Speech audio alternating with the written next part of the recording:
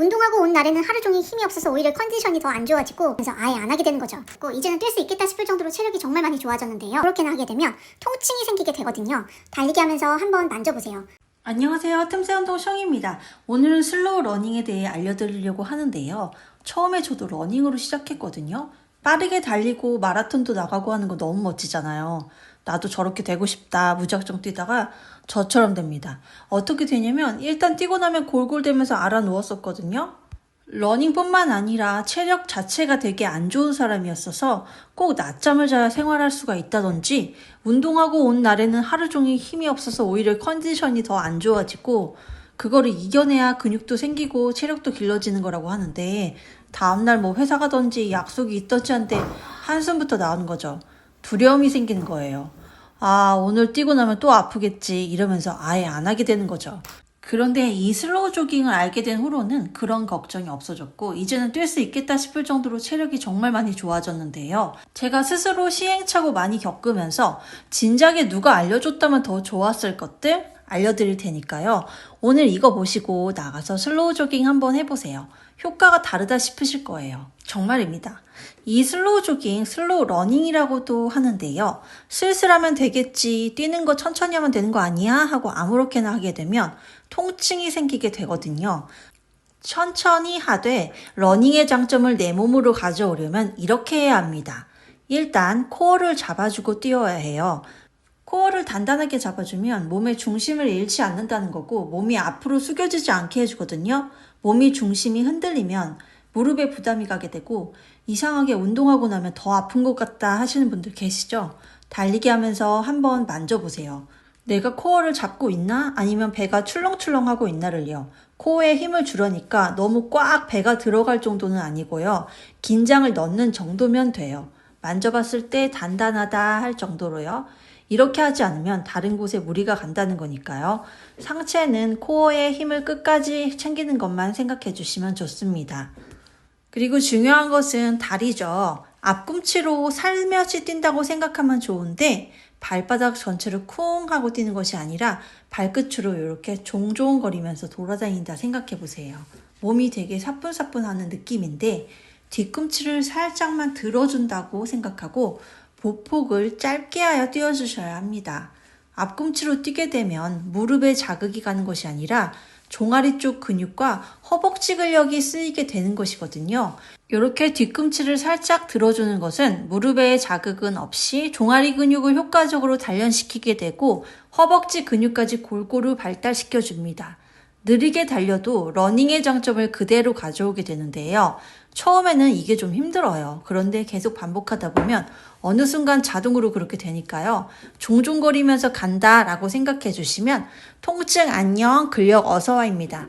그리고 한 가지는 천천히 가야 하는데 사실 빨리 뛰는 것도 어렵지만 걷는 속도를 계속 유지하는 것도 힘들더라고요. 옆 사람과 대화가 가능한 정도로 뛰어라 라는 말이 있는데 그것도 애매하잖아요. 처음에는 속도를 유지하다가 어느 순간 빨라지거나 너무 느려지더라고요. 속도가 빨라질 때를 잘 생각해 보니까 제가 입으로 숨을 쉬고 있더라고요. 즉 산소가 많이 들어오는 게 편하니까 입으로 숨을 쉬면서 속도가 자동적으로 더 빨라지는 거였어요. 그런데 코로 숨을 쉬게 되면 코로 숨을 쉬면서 빨리 뛰기가 힘드니까 자동적으로 제동이 걸려요. 물론 심박수가 어느 정도인가 체크하면서 높아지면 낮아지도록 천천히 가고 뭐 그럴 수도 있지만 내 속도를 찾는 게 먼저니까요. 코로 숨을 쉬면서 빨리 뛰기가 되게 힘들거든요.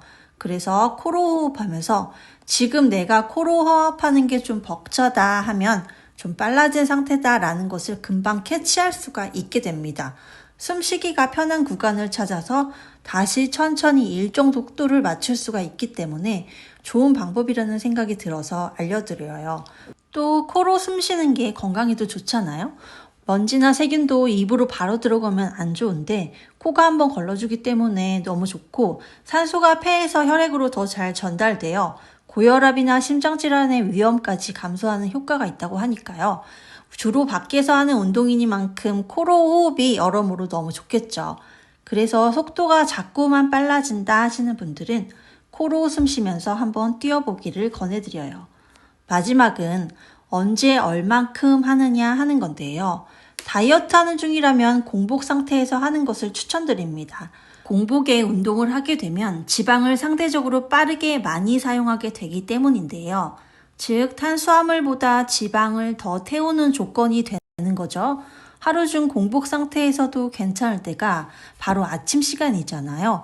그래서 저도 이 시간을 최대한으로 활용해서 다이어트에 많은 도움을 받았습니다. 많은 연구 결과에서 다이어트뿐만 아니라 공복 시간에 유산소를 하게 되면 혈당 조절이 잘 된다고 나와 있어서 혈당 조절이 필요하신 분들께도 도움이 되실 거라 생각이 됩니다.